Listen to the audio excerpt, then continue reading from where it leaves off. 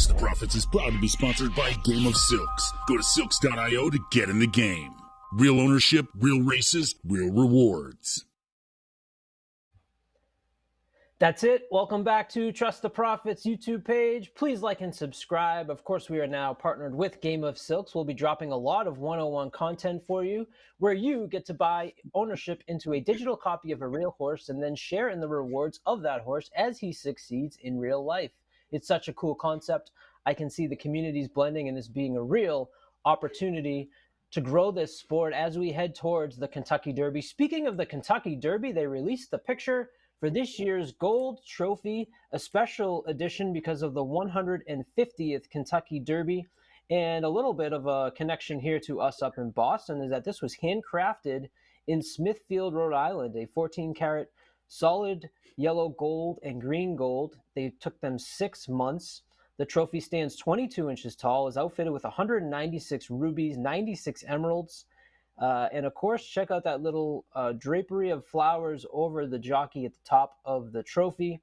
Just such a really, really cool image to see as we get closer and closer to the Kentucky Derby. Of course, we're now under 100 days.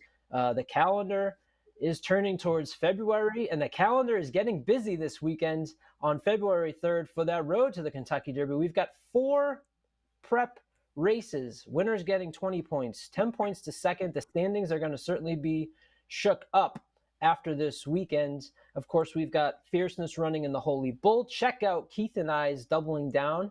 I forgot to mention in that episode a horse that I'm really high on in race 6, Born Noble. I think this is a horse that could be certainly making some noise on the path to the Kentucky Derby. So pay attention to Born Noble in race 6 on Saturday at Gulfstream. This video here, we are going to be looking at Oaklawn, the Southwest Stakes. We're doing the daily double. The Oaklawn Stakes will be absolutely the best betting race of those 4 preps. And if you're in Tour de Force, you've got a lot of decisions to make. Let Keith and I help you through that on this week's episode of Doubling Down.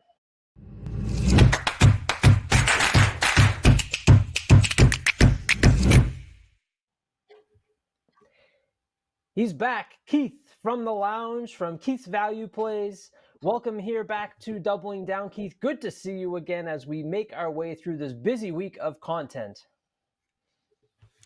Thank you so much, Colin, for having me. I'm excited to talk about these stakes races. Like you said, you have me pumped up with that intro, and 4 prep races. And really feels like now, I know we had the Lecomte Stakes recently, but it really feels now that this is a springboard to really see the talent of these 3-year-old horses. And what I love is that, there could be horses actually that could just jump up out of nowhere that we're not even talking about. And I know a lot of owners and connections are dreaming big. So it's early in the prep season, but at the same time, we're going to see a lot of horses emerge this weekend. Yeah, and speaking of connections, did you see Matt Damon running his first horse out in Australia last night? You guys, we had the chat blowing up. The thing I loved about Matt Damon's first horse is, the name is Dale, coming from one of my favorite movies, Step Brothers, which I thought was pretty cool. He talked about how Step Brothers was a connection with his daughter because they always used to watch that show and enjoyed it. Did you catch Dale in Australia last night? Oh yeah, I watched the post parade and the lead up, and they did a great job actually on social media saying that this is Matt Damon's horse, Dale, the number 1 horse. And I know Dale actually did well in the trial, winning his trial, and I think finished about 5th in the debut there at Randwick last night. But I still think there'll be a lot of talent. That seemed like a pretty tough field actually, maiden special weight. So we'll be interested to see where Dale is entered next. It'd be interesting to see who brings more fans into the sport, right? An influencer or Matt Damon talking about his horse. And one last thing on Dale was that the silks of the jockey were, I believe, the sweater from the poster board of Step Brothers when they have that green and black checkered sweater on. So just something really cool to see on a week that is jam-packed with action on all aspects. And we're going to dive in now to Oaklawn Race 10 for February 3rd. It'll be the first leg of our late daily double. And I had a hard time, Keith, getting past number 4, Alva Star. There's a possibility here that you're going to get a pretty hot pace, and that maybe is a concern. But you have a winner here of a Grade 2 race, the Prioress up at Saratoga. Came back to run in the Raven Run, finishing a half length behind Vava, who I believe is also racing this weekend or maybe the weekend after. But two extremely talented 4-year-old fillies. I think the 3 Adelina Julia is possible a horse that scares me. But to me, I couldn't get past Alva Star, and I know I'm taking some chalk there. But if you're going to take the chalk, you want to be right, and you don't want to go too thin, because I think the next race you could go a multitude of options. Alva Star for me. Did you include Alva Star, and could you find yourself picking up any of these other horses to include on your ticket?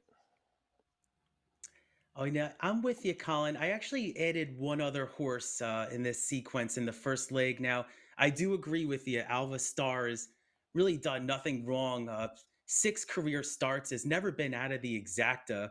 And I know that this is the comeback race. Now, you did mention the Raven Run. That was a strong race. And with trainer Brett Brickman, now I know that the trainer Brett Brickman is 11% with horses first start back.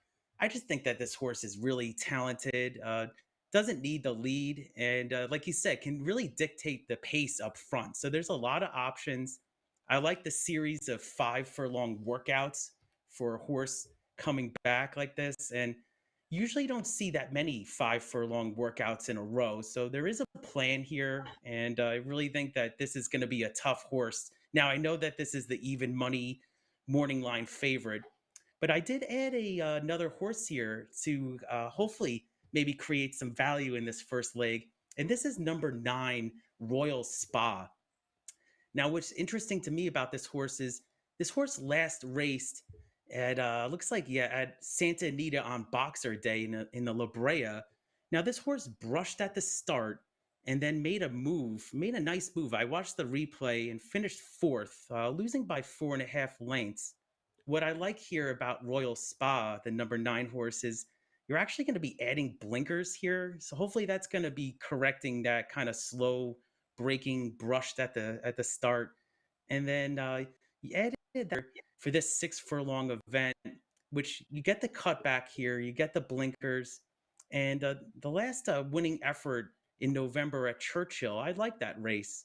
So I was looking at adding that. You get Ricardo Santana aboard, so one of the top jockeys at Oaklawn, and I just thought that this horse actually had a legit shot as well. So I am going to add the number 9 as well. So I'll go with 4-9 in leg 1.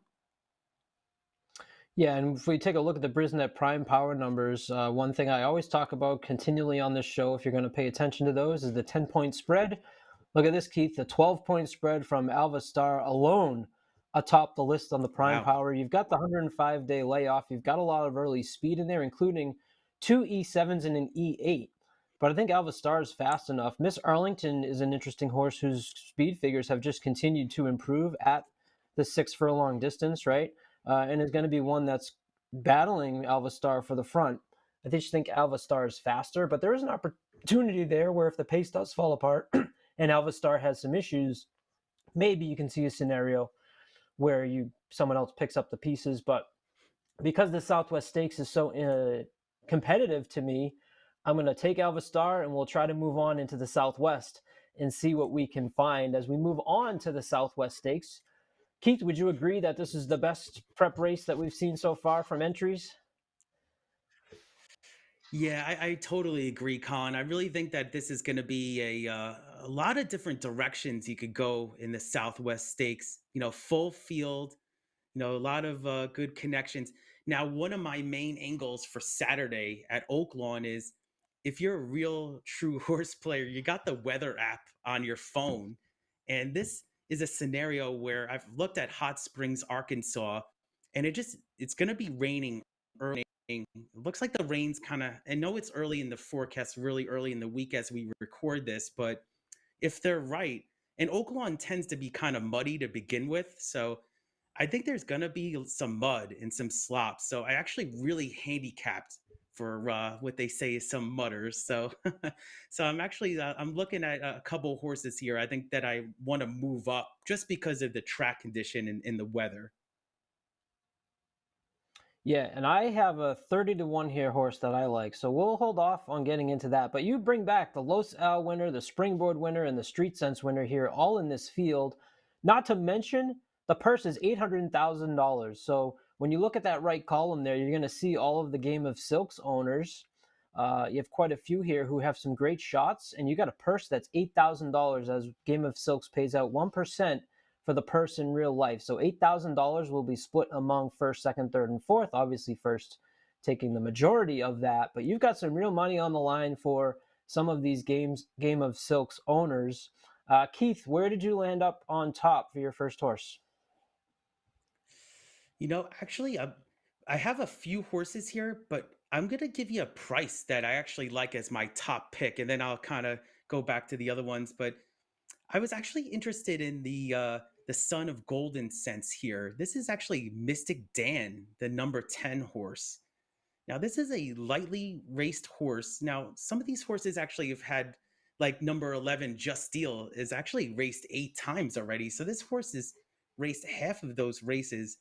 Now, Kenny McPeak, he could actually pop up in some of these kind of stakes races and really surprise. Kenny, And Kenny, yeah, Kenny. yeah, if you don't have a penny on Kenny, you're gonna be regretting it. So, as far as I just thought that Mystic Dan comes back with 3 workouts, and I especially like the January 27th workout of 2 out of 18 horses. It was a nice 48-4, and this is the third time routing at this distance. Now I know that the first 2 tries really haven't worked out, but I think this horse was kind of well meant and just was looking for that value. Now, I do like Mystic Dan, and I have a couple other horses here I like, but I'd like to hear what you think too, Colin. Yeah, Mystic Dan, to me, you just said it. The distance scares me. So when I see a horse go a mile and a mile 16th, and then the speed figures decline, and you got 2 5th place finishes, I'll let you beat me, especially on this type of horse. Same thing with 11 Just Steel. I'm concerned a little bit about the distance. I think Linebacker might be interesting. He'll be coming late. But the horse that I am really intrigued at, we'll jump right into it because I know the crowd is anxiously awaiting my 30 to 1 shot who I like here. That's the 3 Magic Grant. You're getting a horse sired by Good Magic with obviously Curlin out of a dam from Harlan's Holiday. This horse is going to be coming late. You talked about there probably being a lot of speed early. Go back and watch that Springboard Mile. And sure, you'll say, hey, it's the Springboard Mile, it's Remington Park, so maybe that's part of the 30 to 1 morning line. But then you've got Otto the Conqueror here, who everyone's high on, at 5 to 1, who's coming out of that exact same race. And if that race was a little bit longer, Magic Grant was passing Otto the Conqueror. And if you watch the gallop out, Magic Grant went right by Otto the Conqueror. So let's add that 16th of a mile. Let's take a horse that's increasing speed figures are getting better as the horse is going longer. And with Good Magic on top, it's going to be all good. Chris Landeros for trainer Eddie Milligan, not 100% sure. The connections there for me from afar. But Magic Grant at 30 to 1 is a horse that, maybe he's not going to pull off the win. But from a TDF standpoint, I'll give you what my little hint right here is this horse is going to be involved in my bets in some way or another. Was Magic Grant anything that you were intrigued by? No, you actually bring up some good points. Now, that was another race here. Yeah, the Springboard Mile, like you said, this horse Magic Grant gained a lot of ground. And if you believe, like I know there's on horse racing Twitter, sometimes some backlash with the gallop out as an angle, but I think that you're right. You're onto something there. I just didn't know if I was going to put Magic Grant on top, but it's something as like I have with my show, Keats Cash Plays, a 30 to 1 morning line. You could use this horse underneath and you could really try to spice up like, even the exactas tries and the supers, but horse finished well out of Good Magic. We know that Good is a up and coming sire and actually sired the Kentucky Derby winner last year, Mage. So if horse can definitely move up. And I actually was looking at the aforementioned Otto the Conqueror, though, as my second pick here. this horse just moves up also with the nice performances. Now, with the weather being the forecast it is, I really moved this horse up. I was a little surprised that it was a 5-1 morning line, to be honest with you. I thought it was going to be maybe a little bit lower.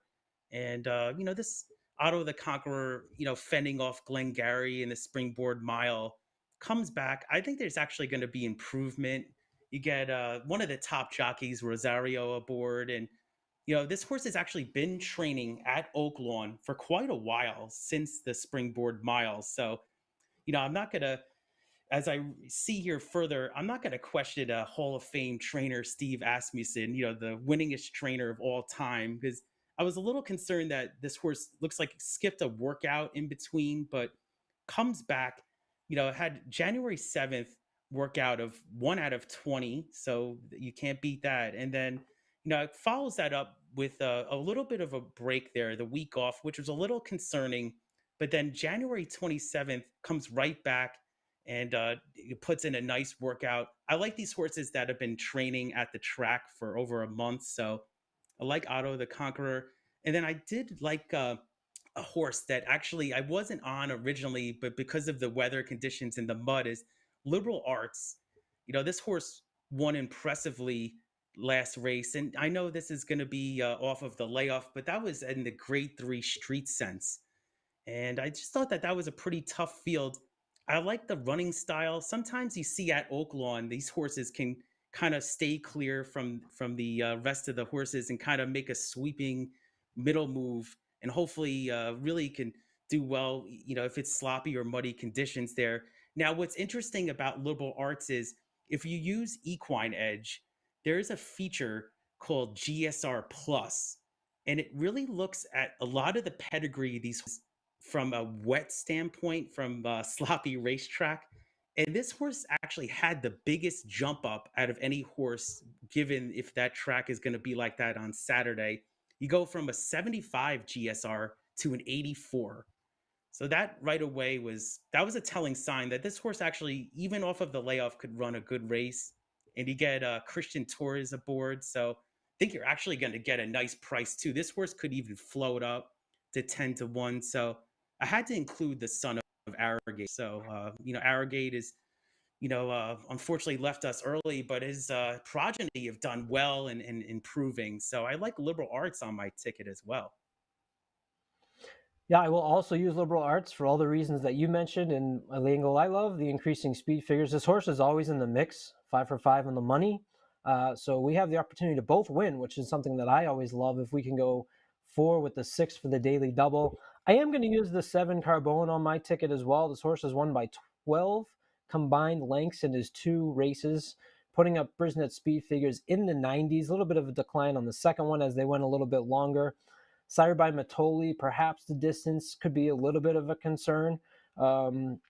Ricardo Santana for Steve Asmussen is some pretty strong connections. So I will use the 3-6-7 here in leg 2 in the Southwest Stakes for me. Who else do you have, Keith? Yeah, that was actually it for me. So I had the 3 horses. I had Otto the Conqueror, and then I had Liberal Arts and Mystic Dan. I agree with you, Colin. I think it's a wide open race. You got to look at, like I was saying before, you got to look at the probables for the doubles. I really think that this could be a spread race.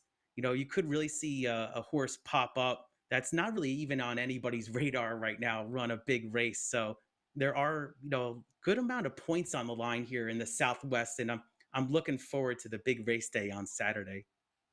Yeah, unless Winstock comes through and wins for the Bob Baffert barn, you're taking some points off of the table there. He's already taken 48 points off, and the Brisnet Prime Power number gives you just what you just said, which is you see the 10-point spread there. The line's all the way at the bottom, so that just goes to show you how competitive this race is and how you can be right with many different opinions.